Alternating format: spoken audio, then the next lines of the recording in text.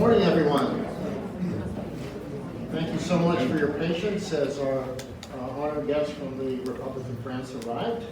Thank you so much. It's a very warm day outside, so I can certainly understand any delays. And just want to say thank you, all of you, for being here today. Thank you. Ladies and gentlemen, I would like to welcome you to the celebration of liberty and freedom as we honor a brave and gallant man, Dean Preston, who some 80 years ago left his home, his family, his friends, all who loved him, to undertake in what has been defined by General Eisenhower as a great and noble undertaking. Thank you for honoring Mr. Preston, the Republic of France, and each other with your presence here today. At this time, please rise if you are able. As I call forward the color guard from the Dragon Battalion of the Pekin Community High School, JROTC, as they present the colors. Gentlemen, ladies.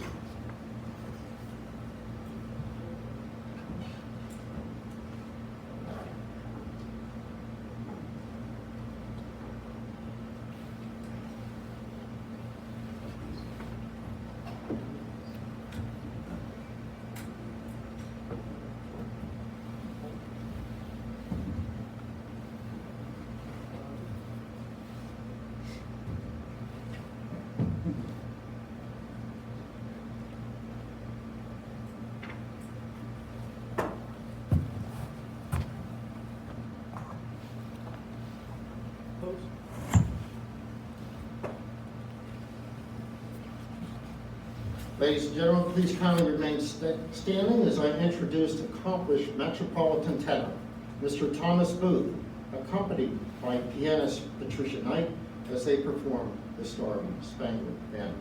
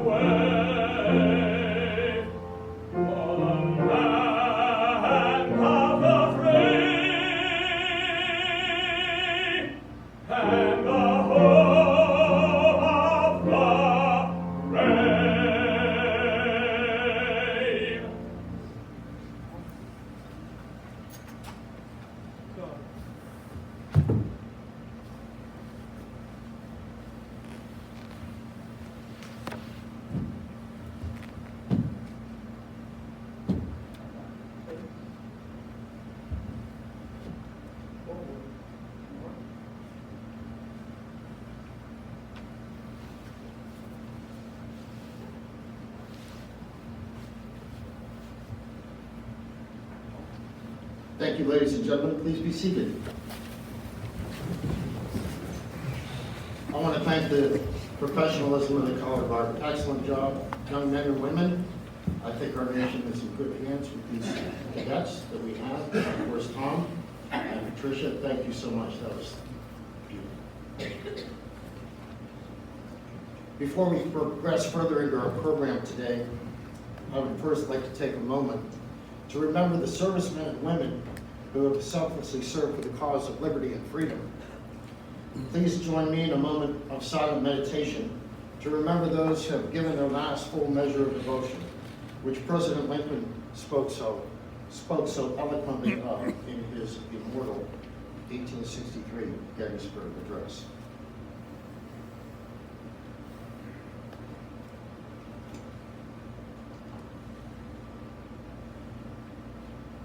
Thank you. I am not a military man.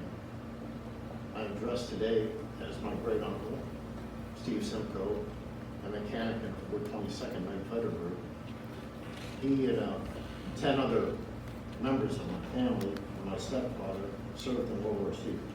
I am wearing his uniform to honor his service, and I'm wearing my great uncle's dog tags, killed on Omaha Beach on June 6, 1944.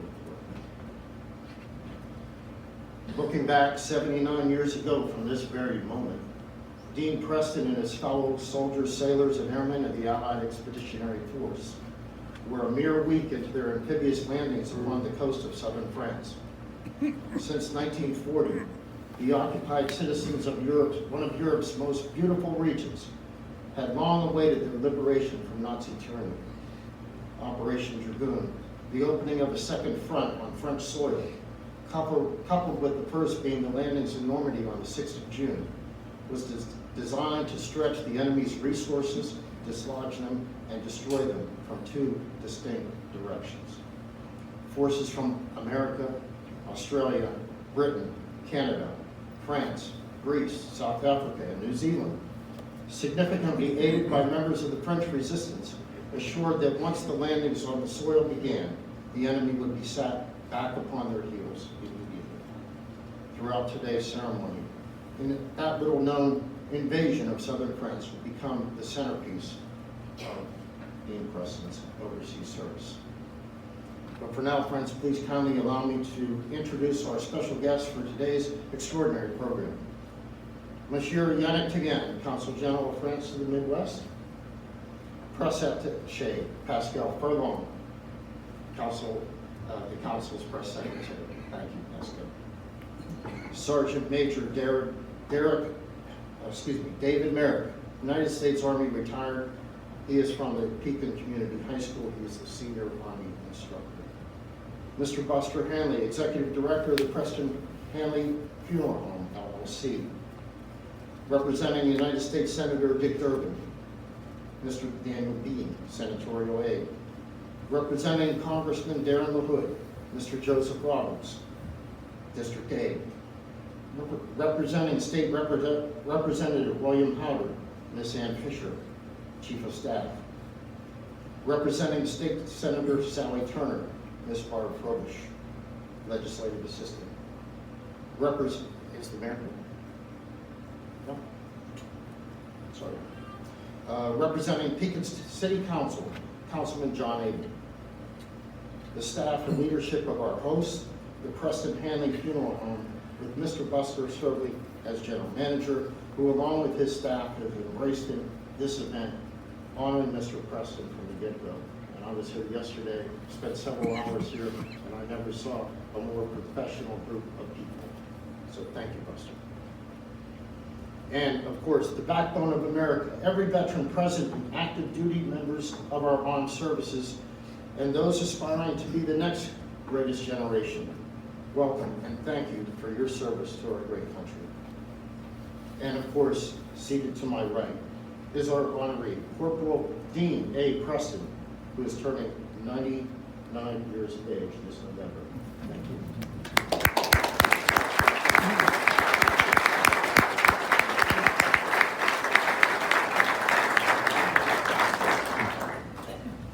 Before I introduce our first of several featured speakers and presenters today, please allow me to explain how a Southern boy, transplant from Pittsburgh, live now in Northeast Tennessee, came to know Dean Preston, and why we're all here today.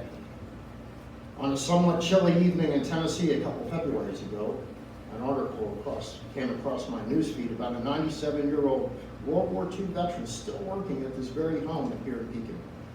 Within that article, written by Pekin Daily Times writer Mike Kramer. Mike, where are you? Thank you, Mike. We haven't met yet, but thank you, Mike, for that article, because in that article, the magic words, fought in France. And immediately I picked up the phone and called Mr. Hanley. And at first, I think Buster thought, here's this guy from Northeast Tennessee with a Pittsburgh number talking a lot about the French, some sort of French medal he knew nothing about. These things happen certainly every day, I know. So after sending some information and details about France's highest honor, references and such, within a few weeks I was on the phone with Mr. Preston for the very first time. We chatted for a little more than 2 hours in that first phone call, then another 2, then some more. And then by the end of March, the application and supporting documentation for the Legion of Honor had been submitted on his behalf. Not only was that first conversation with the Dean the beginning of our new friendship, but one with Buster as well. So that is what brings us here today. Buster and his twin brother Charles literally grew up in this funeral home. In 1965, 4 years before their birth, their father purchased this very same Hallmark home and business from Clarence and Roland Preston, Dean's cousins, which founded a funeral home in 1934 in Lakewood. This 2-story mansion built in 1868 was once the residence of Honorable Tice Smith, one of Pekin's founding fathers. Inside and out, this beautiful 155-year-old home is a testament to the Smith family's prosperity and their importance to Pekin during the post-Civil War era. Now today, you're this site of this amazing tribute to this amazing event.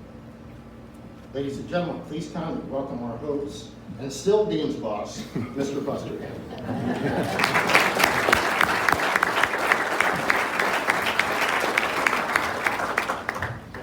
Certainly want to take a moment and offer a warm welcome to Consul General Dean. Thank you for coming down and being with us this day. Also a warm welcome to Sergeant Major Merritt, those representing our state and federal officials, our veterans, and especially Dean and his family. Grateful that you could be here today. Traveling from Minnesota and then also from New Orleans. Did I say that right? I'll say I'm proud to serve alongside Dean. Our whole team is grateful to work alongside him. He is a true gentleman, a steady individual, and truly garners everyone's respect. I've known Dean since I was a young man in high school. Upon his retirement from American Distilling, our dad approached Dean about coming to work here as a part-time associate, working the door, and as our hearse director. Fast forward 37 years, Dean has now worked here longer in his full-time job at the distillery. Pretty incredible. When I think of Dean, I think of a person with a high sense of honor and a deep sense of personal responsibility. His character, his integrity are remarkable, unquestioned, and definitely worth celebrating this day. Looking back, Dean was the Director of Safety and Security at the distillery before he became the Superintendent of the bottling facilities. For years, we have witnessed countless coworkers looking for and approaching Dean at visitations just to thank him for his kindness and fairness as a boss so many years before. And a few of you are here today. Even my former mentor, Doug Snell, had great things to say about Dean when he worked for the distillery as a summer job when he was in college. I also believe his service as an auxiliary member of the Tazewell County Sheriff's Department, a position of public trust, further demonstrates his good character. Dean was a first lieutenant on the auxiliary under Sheriff Jim Donahue for a number of years, riding along with deputies and serving our county. He was a steady force on the auxiliary, no doubt helping to shape some of the deputies he was around with his even temperament in all situations. American writer and pastor John Maxwell has said that character is a choice to be bigger on the inside than you are on the outside. A choice to spend more time developing your character than your image. And this is Dean Preston. So in closing, I'd be remiss if I didn't acknowledge Dean's dear wife, Alberta. They were an awesome couple. So grateful to have known them. Alberta, looking back, served as a hairstylist here at our funeral home.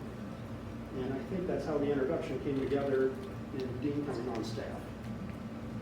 They were an awesome couple, and there is no doubt she, along with Dean's parents, along with his life experiences, influenced the man he matured to be. So I'm thankful for Dean. I'm thankful for the men and women like Dean who have restored and protected our liberties, both here and abroad. Dean is a special man to admire and a great role model for a younger generation. Thank you for celebrating Dean with us this day. And Dean, we celebrate you. Thank you.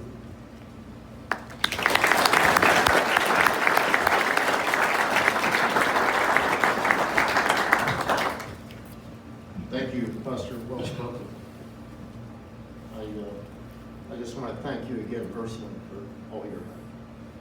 Appreciate you very much. And your trust.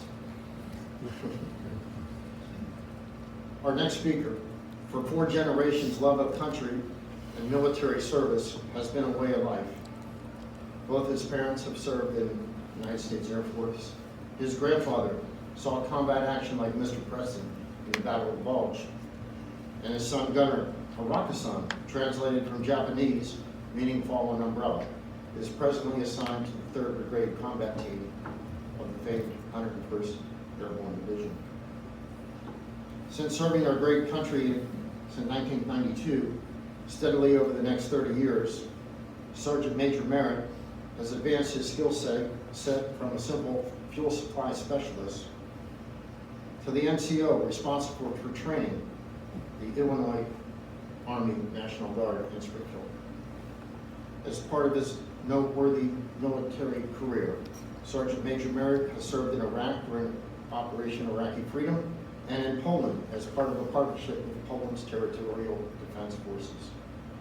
His accomplishments and achievements, too many to mention this afternoon, show his commitment to excellence in serving every citizen of our great nation. Through combined leadership and dedication, he presently serves as the Senior Army Instructor of Pekin's Community High School's JROTC program. All this being said, certainly you must agree with me that these aspiring young men and women have a strong role model to follow. Ladies and gentlemen, please, I am proud to introduce to you Sergeant Major David Merritt, USA.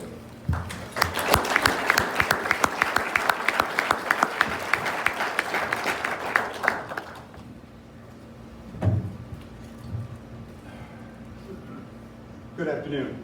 First and foremost, I want to thank Mr. Preston for allowing me to be a part of this service today. This is a huge honor, and I'm excited to be here. Ladies and gentlemen, Consul General Taggart, distinguished guests, excuse me, it's a pleasure to be here and an honor to speak in front of all of you today. Like Eric said, I served just over 30 years on active duty and as a member of the Illinois Army National Guard. I and all those that I served with did so in the footsteps of great men like Mr. Preston. He and great men like my grandfather, PFC Boyd Hawes, who like Mr. Preston fought in the Battle of the Bulge, continuing the legacy of their American servicemen. I didn't know much about my grandpa's service. To be quite honest, if it wasn't for a photograph I found of his battalion in the basement of his house with my brothers and sisters, I may not have known he ever served at all. He didn't speak much about it. I don't think many soldiers of that generation do. When I would ask him questions about his service, he would always tell me the same old story. His commanding officer would always ask him, or would always tell him, "You need to shave." My grandpa would look at him and say, "I don't need to shave." And the CO would say, "You need to shave." My grandpa would do this, and "I don't need to shave, I don't have any hair on my face."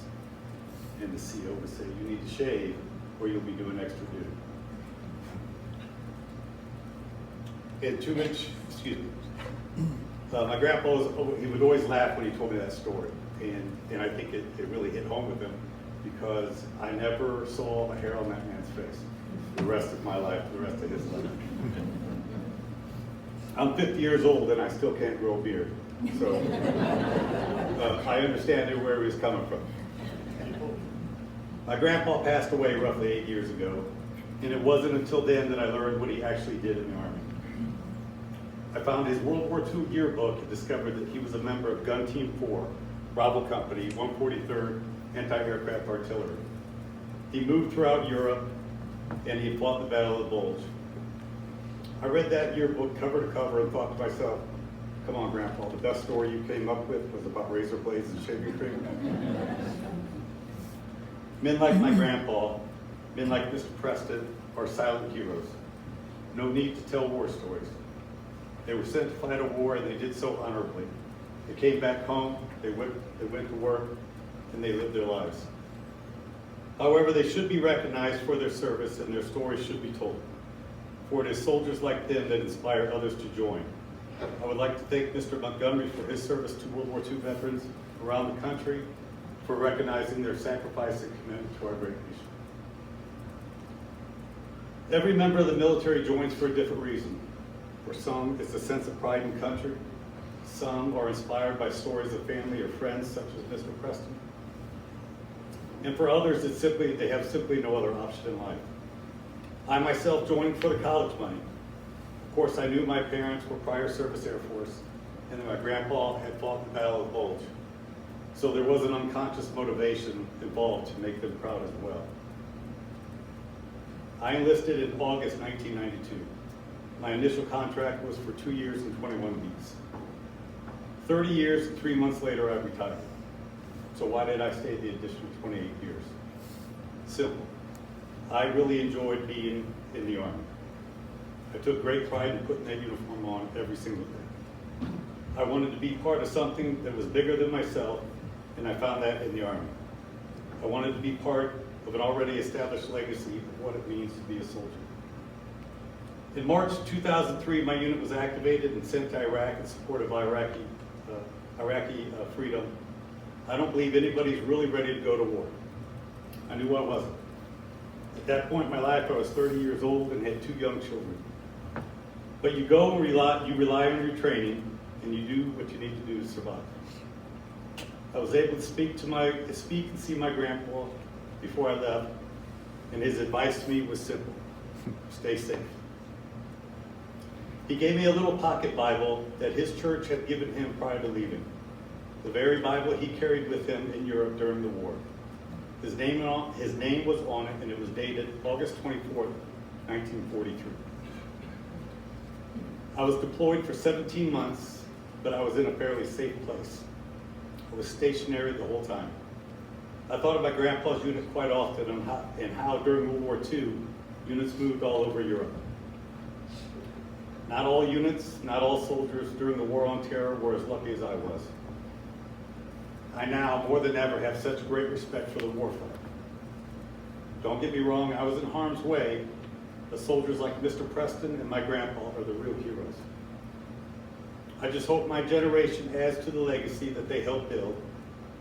That Bible that turned toward Europe, Kuwait, and Iraq is still with me, and it's awaiting handoff to my son, a real warfighter who was stationed at Fort Campbell. The Army has a long, rich, and honorable history built upon its core values. These values have morphed over time to what they are today, but regardless of the word used to describe them, the meaning is the same. These values are loyalty, duty, respect, selfless service, honor, integrity, and personal courage. Of course, when you hear these words, we all place our own meaning behind them. I bet our meanings are very similar. The real question is, do you live up to them? It's difficult at times for sure, but as young soldiers, these values are instilled into us the moment we step off that bus of basic training. These values become part of who we are in everyday life, in and out of uniform, and they stay with us for a lifetime. I had the opportunity to read through Mr. Preston's biography, and I immediately recognized examples of all 7 values that he displayed during his time in service and his life afterwards. I would like to share with you what it means to live up to the 7 Army values and what it takes to be a good soldier and a better person. Loyalty. Mr. Preston's dedication to his unit and actions during the war, not to mention his post-war life that consisted of 28 years as a bottling superintendent at the American Distilling Company, plus 7 more years at Midwest Grain, and 35 years here at the funeral home. Duty. During Operation Dragoon in support of the United States 9th Army Air Force, Mr. Preston relayed messages by teletype between the advancing troops and flight controllers directing the pilots above. Respect. Following the war, fellow radio man Ted Richardson credited Corporal Preston with saving his life somewhere along the way. Selfless service. Mr. Preston initially wanted to be an aircrew gunner, but due to needs of the Army, he became a radio repairman. In his spare time following the war, Mr. Preston spent 12 years as a member of Tazewell County Sheriff's Auxiliary Patrol. He's a lifelong member of the Empire Lodge 126, ancient, free, and accepted Masons of Illinois and Pekin, American Legion Post 144, a former member of Pekin Barbershop Chorus, a youth counselor, and a drum sergeant of the Shrine Kilty Band in Peoria. Honor. Mr. Preston lived the Army values, and for his service, we are all here today to honor him as he receives France's highest award. Integrity. Mr. Preston has always done what is right, from enlisting in the service, accepting his assignments, saving his buddy's life, and serving his country and his community. Personal courage. Courage is not the absence of fear. Courage is moving forward in spite of fear. Mr. Preston, along with his brother Jim, voluntarily enlisted into the service during a very fearful time ahead of the draft. Ladies and gentlemen, if this is not a person that personifies the 7 Army values, I don't know what one is. As a senior non-commissioned officer in the United States Army, I always tried to talk with younger soldiers and instill in them a sense of pride in the Army, their unit, and themselves. To teach them the history and legacy of those who came before them and what it takes to become a better soldier and a better person. Now, as a senior Army instructor at Pekin's JROTC program, our goal is not to enlist the cadets into the military. Our mission statement is to motivate young people to become better citizens. We share our military experience with our cadets, but more importantly, we try to instill in them core values, much like the values that Mr. Preston lived by. The United States is the greatest nation in the world and has the most powerful military in the world. And although the enemy may have changed over the years, the intent behind their aggression remains the same: to destroy our values and our way of life. It will be the legacy that Mr. Preston, my grandfather, and perhaps even myself helped build that will inspire the next generation of heroes to fight and win our nation's battles. Mr. Preston, God bless you, and thank you for your service. Thank you.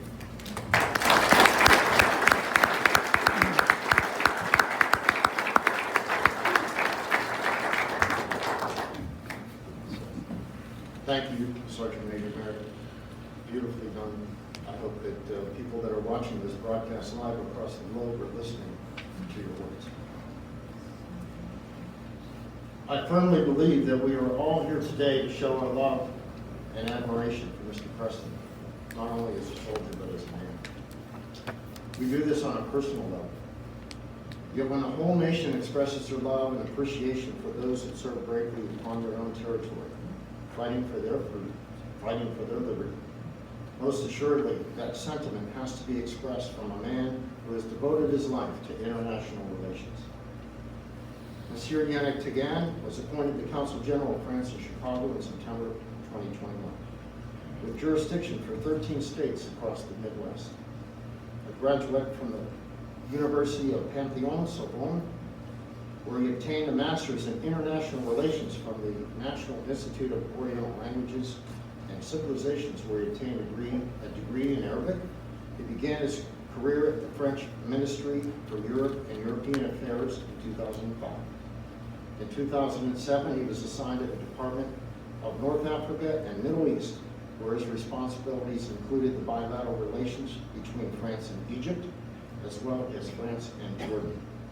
In 2009, he joined the French Embassy in Egypt as a spokesman and head of the press department. He was then posted in Brussels from 2013 to 2017 as counselor for the Near and Middle East permanent representation of France to the European Union. Prior to his present assignment, Yannick Tigan was Deputy Director for Egypt and the Levant region within the Department of North Africa and Middle East of the French Ministry for Europe and Foreign Affairs. Mesdames and Messieurs, ladies and gentlemen, please kindly express a very warm and hot land of Lincoln welcome to Consul General Yannick Tigan.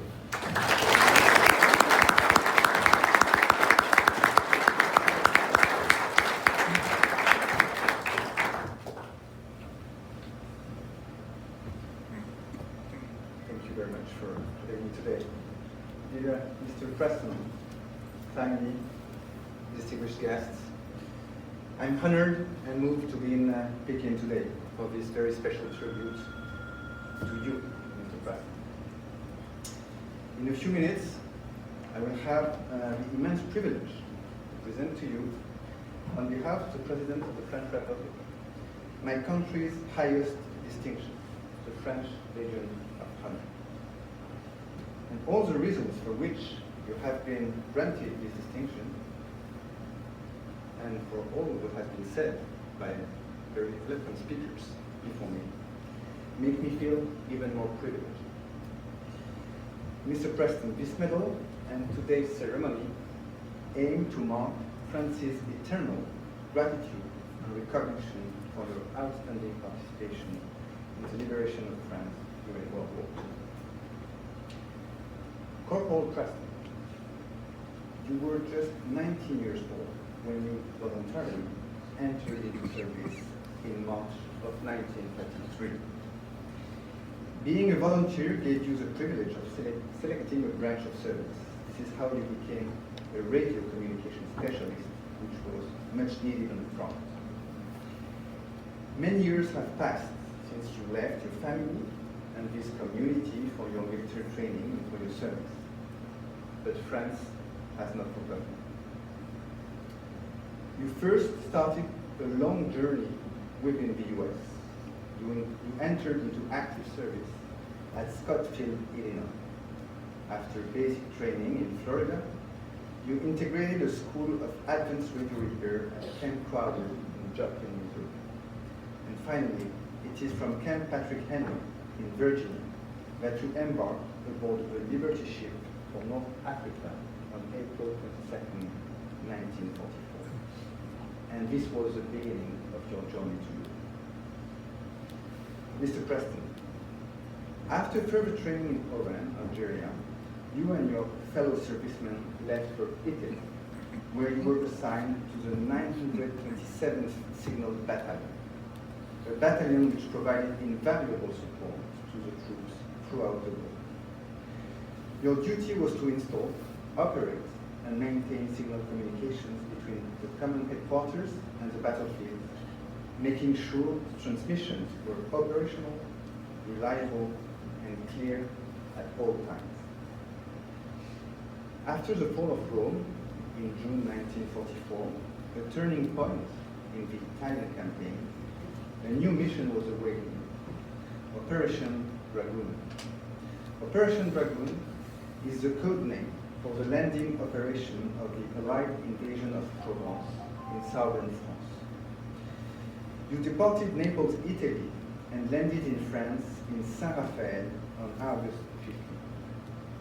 In direct support of the United States 9th Army Air Force, 12th Tactical Air Command, based on the French island of Corsica, your role was to relay messages by teletype between the advancing troops and the flight controllers. For the second time that year, a fantastic armada landed on our shores. The Allied forces, alongside the French troops and with the help of the resistance, took the occupying army by surprise, and the ports in the region were quickly liberated. Then, Mr. Preston, you advanced north to the Rhone Valley, directly assisting the troops with their communication needs as they were repelling the enemy and as they liberated occupied cities and villages.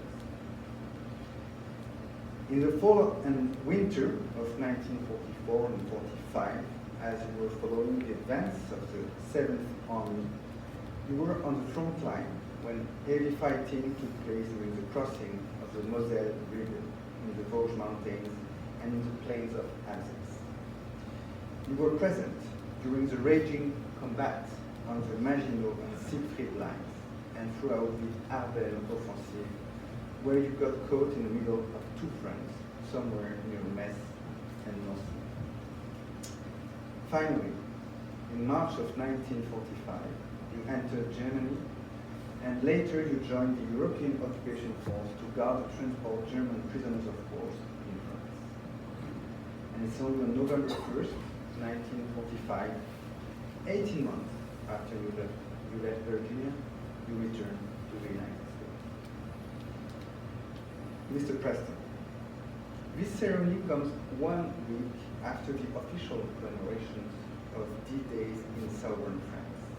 So I would like here to reference the speech of President Emmanuel Macron, which roughly translates to, "Let us never forget the lesson of courage and commitment given to us by our liberators, which enforces a sense of duty and must inspire us every day.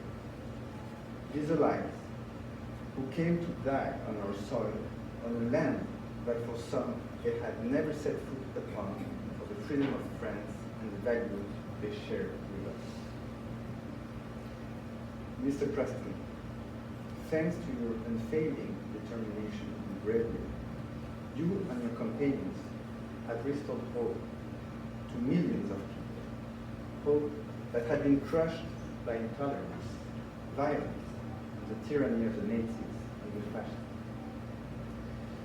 Mr. Preston, you are part of the greatest generation, an exceptional generation of men and women who had put their ideals, their might, and their courage to the service of democracy and the dignity of humankind.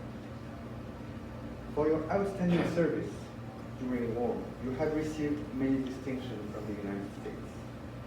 Today, France wishes to honor you, as well as the memory of all those who have endured the war and all those soldiers who did not return home.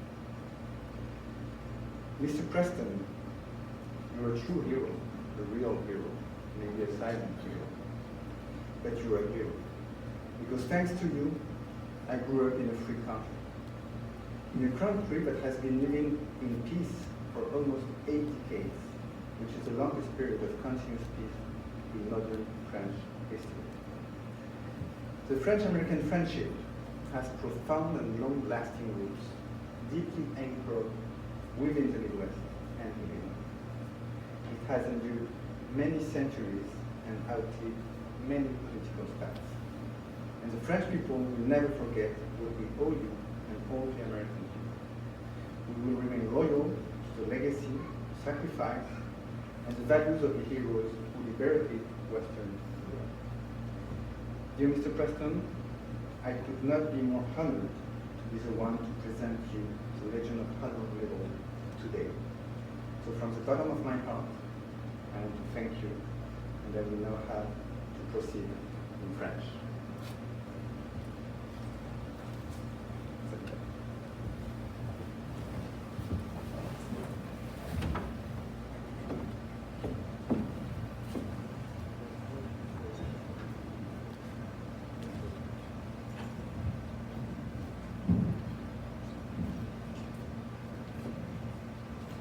Dean Preston, au nom du président de la République française, je vous fais chevalier dans l'ordre de la Légion d'honneur.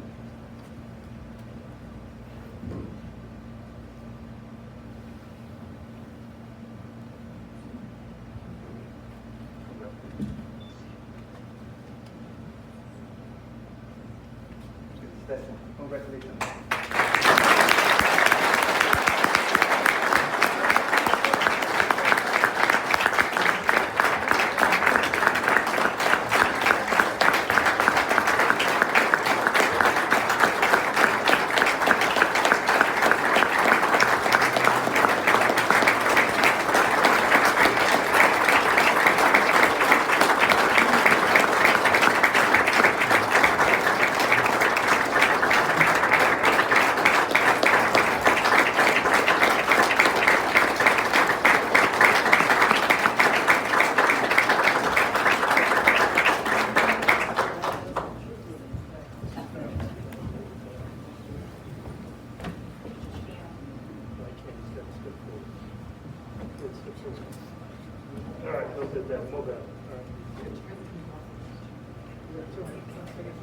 Got it.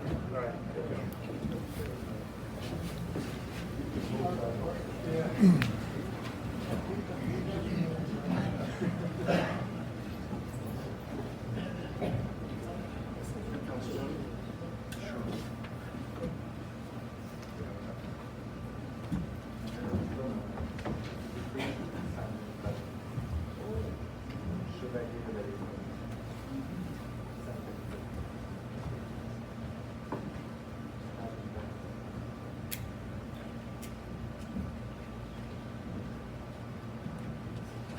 Thank you.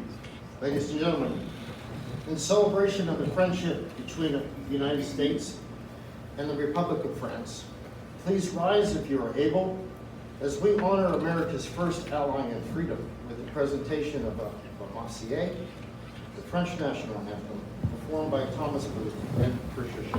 Please face the French flag.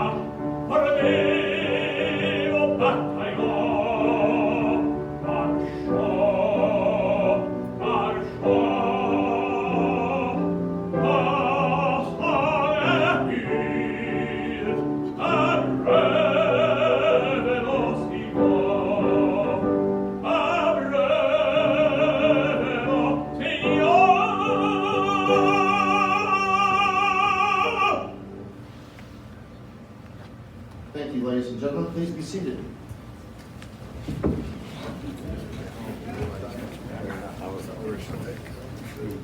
Thomas, Patricia, thank you.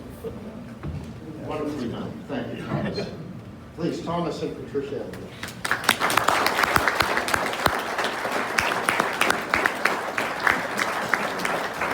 And once again, congratulations to Sir Preston. I have to call him Sir from here on. Congratulations.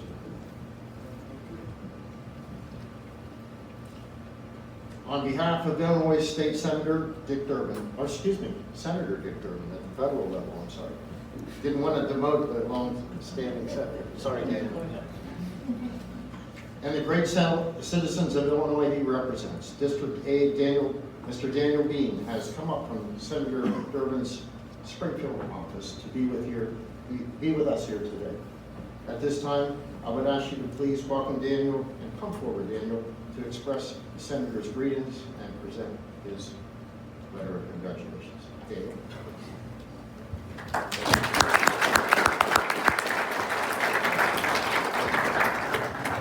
Good afternoon, everyone. My name is Daniel Bean, and on behalf of the offices of Senator Richard J. Durbin and Tammy Duckworth, it is an absolute pleasure and privilege to be here to congratulate Mr. Dean A. Preston on being a recipient of the French Legion of Honor. Mr. Preston, this tribute recognizes your bravery and service during World War II, which not only contributed to the liberation of France, but safeguarded America's freedom and liberty. Your service to your country is an inspiration, and your dedication to your fellow servicemen and women is admirable. On behalf of the offices of United States Senators Richard J. Durbin and Tammy Duckworth, congratulations and thank you for your service.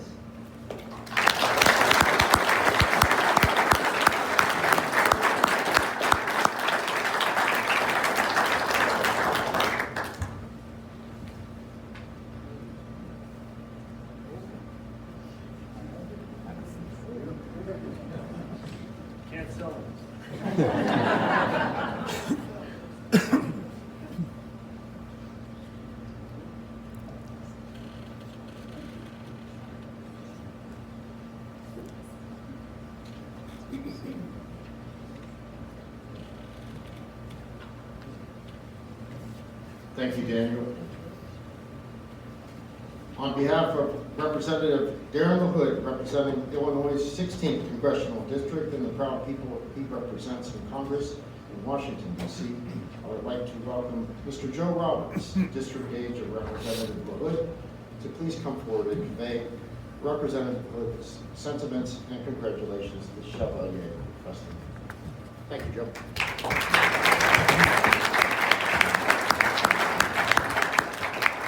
Well, I've spoken on Congressman LaHood's behalf several times, never after anything like that. So this is going to be a tough one. I appreciate your service. It's an honor to be here. I've heard many World War II stories. My father served under General Mark Clark in Italy, and he was awarded a Bronze Star and a Purple Heart. So again, thanks for your service. So this was presented to the congressional record by Congressman Darren LaHood, July 28, 2023.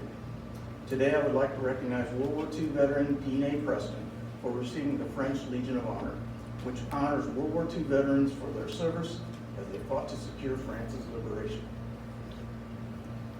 Dean earned several distinguished honors throughout his service, including American Campaign Medal, the European, Africa, and Middle East Campaign Medal, with 5 campaign stars, the Army Good Conduct Medal, and the World War II Victory Medal. Dean's strong communication, bravery, and commitment to service distinguishes him as the recipient of the French Legion of Honor. We live in the greatest country in the world because of men and women like Dean. Dean is proud to have served and contributed to liberty and freedom. I extend my sincere congratulations to Dean A. Preston for receiving the French Legion of Honor. Thank you.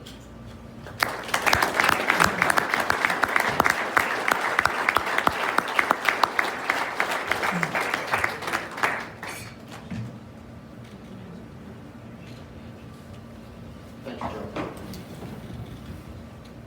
Once again, thank you, Daniel. Thank you, Joe, for your federal presentations. Now we'll go into the state level. On behalf of Representative William E. Howard, who represents Illinois' 87th District, I would like to welcome his Chief of Staff, Ms. Ann Fisher, to bring forth Representative Howard's and that of the Illinois General Assembly resolution to further recognize Chevalier Preston. Ann?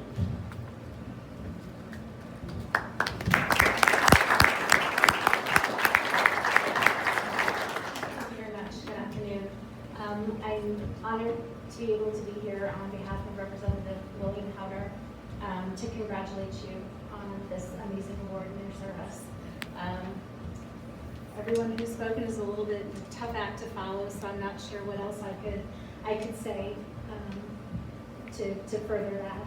So on behalf of Representative Bill Howder and the Illinois House of Representatives, I'm here to present you the House Resolution number 253, thanking you for your service. Thank you very much.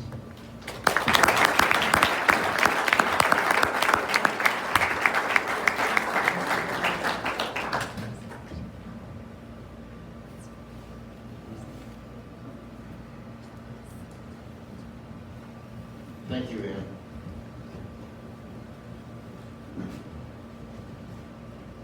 On behalf of State Senator Sally J. Turner, Illinois State Senate, please kindly welcome Ms. Barb Frobish, Legislative Assistant to Senator Turner, as she presents Chevalier Preston with a senatorial certificate from the Senator and the citizens of District 44. Barb?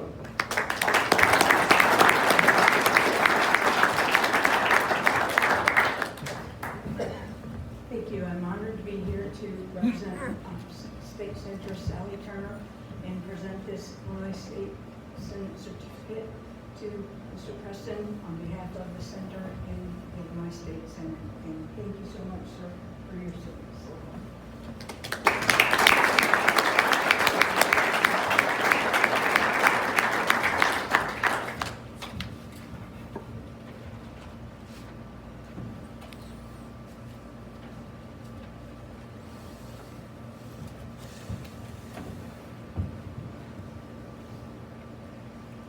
Thank you very much, Barb.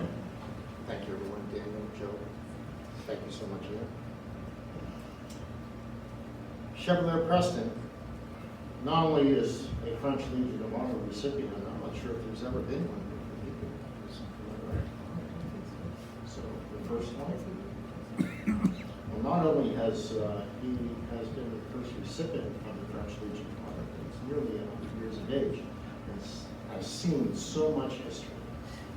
Unfortunately, the mayor of Pekin could not be here with us today, but I do have one more gubernatorial letter of congratulations from G.B. Pritzker, and that will be presented by Councilman John Abel. John has worked here at the funeral home with Dean Preston for the last 34 years, give or take a few. Don't want to make anybody older than they are. So, John, please, the microphone is yours. Thank you.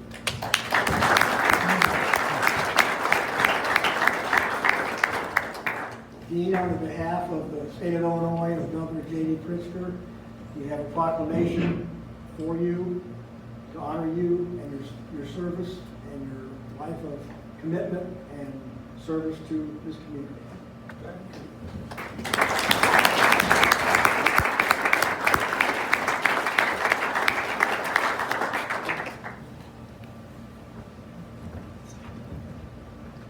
Thank you, John. He was just recently re-elected, by the way. He must be doing a pretty good job. Am I right? Okay. Spoken like a true statesman. Unfortunately, our representatives from the 182nd could not be here today. I don't see anyone in a Army Air Force uniform. I did want to at least recognize them, but before I go on to the 182nd, which is right here in Peoria, a gentleman came up to me, and when I first started researching a venue and Mr. Preston and where we had this service, I was having difficulty finding a representative from the French community and the history of France in this area. But right before our presentation began here, I was approached by Mr. Bob Hoffner. He is an amateur historian like myself. We don't get paid for what we do, but we love doing what we do. So Bob is the part of the Sons of American Revolution. He is also instrumental with the French Heritage Society here in this area. So Bob, if you want to come on up and say a few words, please feel free. Thank you, Bob.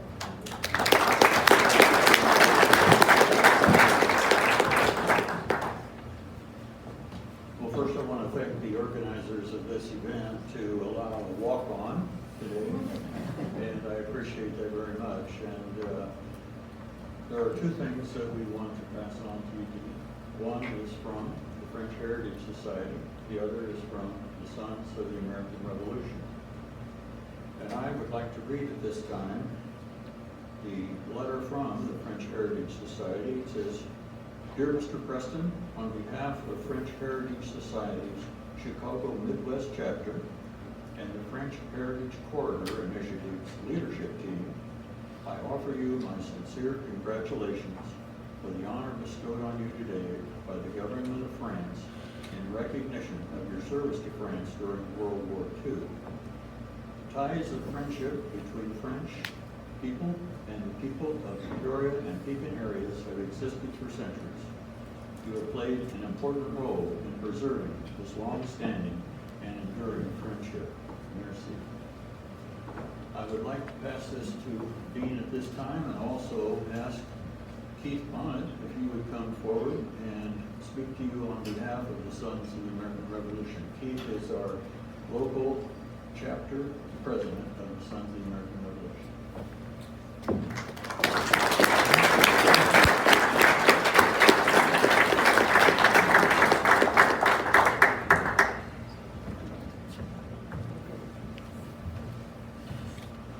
It's good to see so many familiar faces here today. I'm a Pekin boy.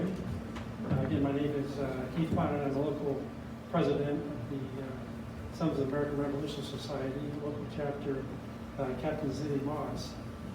And a few things I have in common with Mr. Preston is, again, that I graduated from Pekin High School. I'm a Pekin boy. And my grandfather was in the Single Corps in the Army in World War I, in Fort Sam, Houston, and San Antonio. He got there a little late, so he didn't have to get deployed over to France. So that was a good thing. And also, my dad is a veteran of the Greatest Generation. He was injured in an accident in his training in the Army, which kept him in the States as a clerk in a German prisoner of war camp. So by those fortunate or unfortunate incidents is probably why I'm here today. But again, I would like to present this certificate to you, a certificate of bravery, loyalty, and patriotism from the Sons of American Revolution. Thank you for your service, Mr. President.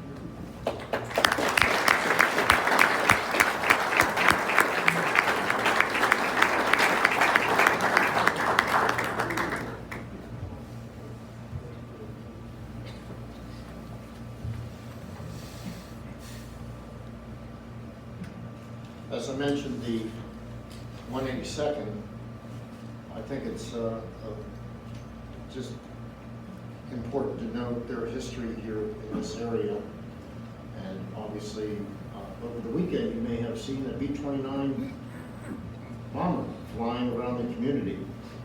And there's only two like them flying in the world. That was Fifi that went by. And the brave airmen that flew in that aircraft and had the courage to drop a couple of bombs to end the war. And not only their skill in combat aviation and aviation in general, but like I said, the courage to do that. I'm going to talk a little bit about the 182nd before we wrap up tonight's program. The 182nd's origins go back to World War II in 1942. And interestingly enough, in my conversations with Sir Preston over the past few days, he mentioned to me a Bell P-39 Airacobra that he had worked on in the winter months of the war. That Airacobra was piloted by a Russian pilot, and unfortunately, due to the language barrier, that radio was never repaired. And he flew back to Russia whether or not he survived or not, we don't know. But let's hope that he did. The Airacobras are part of that original 304th Fighter Squadron that forebears to the present day, 182nd Airlift Wing.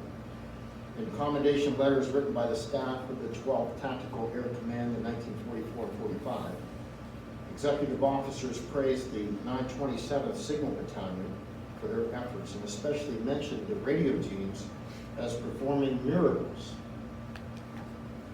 under the most adverse conditions. They noted their efficiency and proficiency throughout the Southern France campaign and praised those men who performed those miracles as having played a most important role in winning a war in which communications were more vital than ever. When I left Northeast Tennessee a couple of days ago, my next door neighbor took me to the airport to be out for a week or so. And we talked about communications and how vital our cell phones are to us today. As my neighbor got my luggage out of his car, I turned my back and he was gone with my cell phone in his car. So if you could possibly imagine the panic that I was in as he drove through the very small airport that we have a biplane, even a triplane, and a couple of donkeys to pull them around. and I ran after Chris, my neighbor, and I'm 60 years old, so I used to play a lot of soccer, so thank God that was handy. But I guess where I'm going with this, he saw me and took off. And so luckily, a young lady from American Airlines came out and she said, "What's your problem?" I said, "Oh, my buddy just about my cell phone. It's about everything that I'm going to be doing in the next few days here at Pekin." And goes, what's his number? And I said, I don't know, it's in the phone. What's your number? Well, that I know. So, of course, that's all hoping that he knows how to answer. So about 4 or 5 miles down the road, and halfway to where I live, we both live, he finally figured out that my phone was in his car because I called him a dozen times. And within about 20 minutes, he was back at the airport. And here we are today. So that's how vital communication is. I'd like to close with this. And once again, I thank everyone that's here today. I guess I'll put our messages out here first before I share these words. Written them, rewritten them, talked about them in a lot of different ceremonies. And they all mean something special to each veteran. After the program, desserts, complimentary beverages of Preston Hanley and the staff here at the funeral home in the adjoining room. Photographs will be taken of all the speakers and presenters with Mr. Preston following, so if you want to stick around and take some pictures of all the people that were kind enough to share their sentiments with Dean, and of course Council General DeGan and his press secretary, Pascal Furlong, who I've known almost 10 years now. And let's see if there's, that's right. So let's go into these last couple of minutes. When I look upon Sir Preston and the so many World War II veterans I've met over the years, what shines beyond their stories of duty and honor is pride. That humble pride is reflected in their smile, the firmness in their grip, and the air of confidence which surrounds them. Like the Army values to which Sergeant Major Merritt spoke up during his remarks, and as Consul General DeGan did as well during his. At the end of the Second World War, General Douglas MacArthur made reference to the calm, deliberate, and determined fighting spirit each soldier, sailor, and airman embraced as they fought their way towards victory. Emboldened in those characteristics forged in the crucible of war. Through advancements in technology and science, that generation, which we call, in our time, the greatest generation, applied both triumphs and tragedies to the cause of the greater good for all mankind, friend and foe alike. Taking that pioneering technology, and with further advancements in the years which followed, modern radio, communications as a whole, build a better world for all of us, enabling family and friends across the globe to be closer than ever despite vast distances. That all being said, Sir Preston, I truly believe that everyone here today and watching across the world right now, anyone who values their liberty and freedom, owes you and all those who serve for that cause the deepest respect and gratitude. God bless you, sir.